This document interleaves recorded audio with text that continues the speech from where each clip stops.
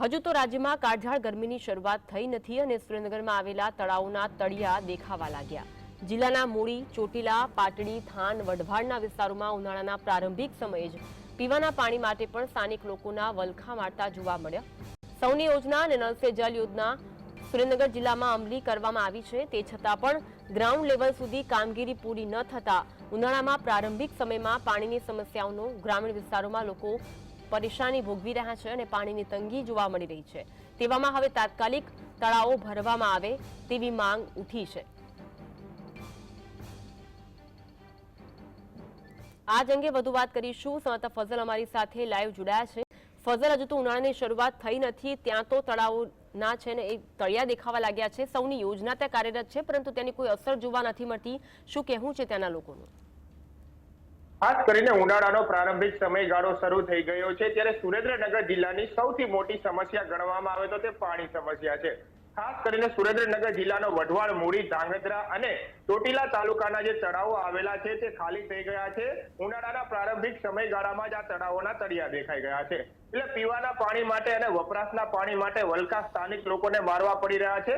જોકે સૌની યોજના હોય કે પછી નલ સે જલ યોજના હોય, માત્ર કાગળ ઉપર હોય તે પ્રકારનો ઘાટ હાલ સુરેન્દ્રનગર જિલ્લામાં સર્જાઈ જવા પામ્યો છે.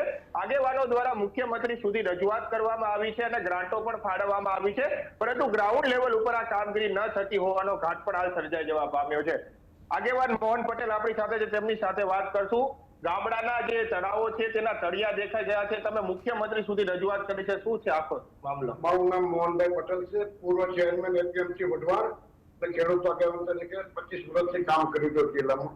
ત્યારે સૌથી પહેલી વાત કરીએ કે 45 ગામમાં ખોડુમાં આવા વઢવાણ તાલુકાના ગામ આવે છે, જે મૂળી તાલુકાના આવે, ધાંગધ્રા 3 તાલુકાના 45 ગામની યોજના.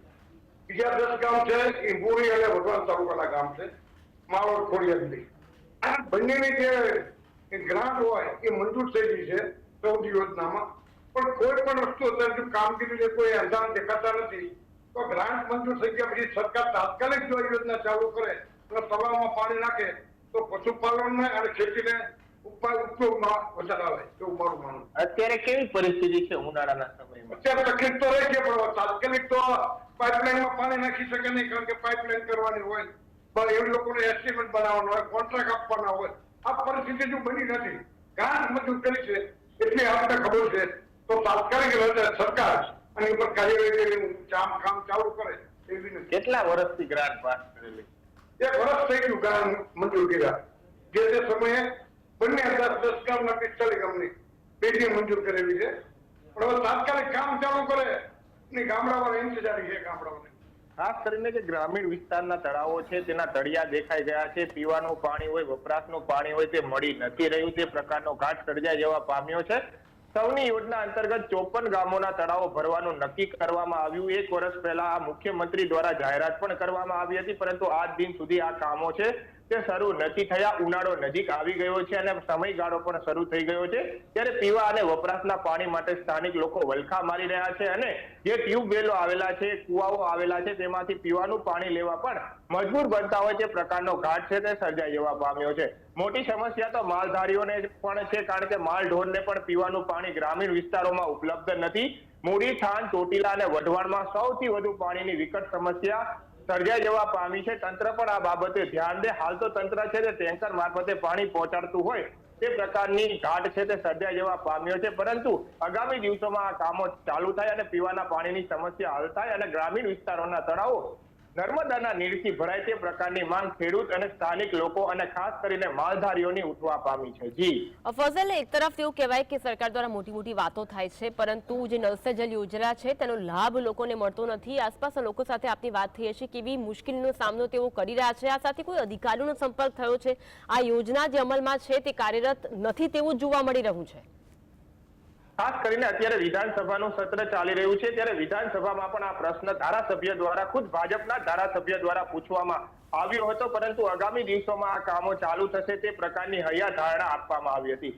ખાસ કરીને સુરેન્દ્રનગર જિલ્લાની વઢવાણની જ્યારે વાત કરવામાં આવે તો વઢવાણમાં હાલથી જ અનેક સોસાયટીઓમાં પીવાના પાણીની સમસ્યા સર્જાઈ છે. નલ સે જલ યોજના સુરેન્દ્રનગર શહેરી વિસ્તારમાં 32 કરોડ રૂપિયાના ખર્ચે નાખવામાં આવી, પ્રજાના જે પરસેવાનો પૈસો છે તે નાખી તો દીધો આ પાઇપલાઇનોમાં, પણ હાલ પાણીની જગ્યાએ હવા આવતી હોય તે પ્રકારની પરિસ્થિતિનું નિર્માણ થયું છે.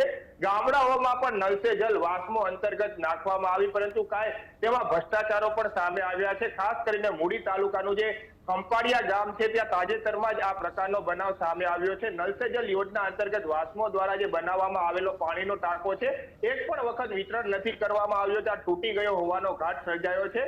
પાટડી તાલુકામાં અને નળકાંઠાના ગામોમાં પણ પીવાના પાણીની સમસ્યા યથાવત છે. 3-3 કિલોમીટર દૂર સુધી મહિલાઓને પીવાનું પાણી ભરવા માટે જવું પડતો હોય તે પ્રકારનો ઘાટ સર્જાયો છે. એટલે ઉનાળાના પ્રારંભિક સમયમાં સુરેન્દ્રનગર જિલ્લાની સૌથી મોટી સમસ્યા હાલ પાણીની સમસ્યા બની ચૂકી છે. પાણી પુરવઠા વિભાગ અને જળ સંચય વિભાગ છે તે આ મુદ્દે કામગીરી કરી અને એવા દાવાઓ કરી રહી છે કે ગામડાઓ સુધી પીવાના પાણીના ટેન્કરો પહોંચાડવામાં આવી રહ્યા છે, પરંતુ ટેન્કરો પણ હાલ 7 દિવસે એક ટેન્કર પહોંચાડવામાં આવતા હોય તે પ્રકારનો ઘાટ સર્જાઈ જવા પામ્યો છે. ખરા અર્થમાં તંત્ર સુરેન્દ્રનગર જિલ્લામાં પીવાનું અને વપરાશનું પાણી પહોંચાડવામાં ગામડામાં નિષ્ફળ રહ્યું હોય તે પ્રકારનો હાલ ઘાટ સર્જાઈ જવા પામ્યો છે. જી આભાર ફઝલ, જોડાવા માટે અને માહિતી આપવા માટે.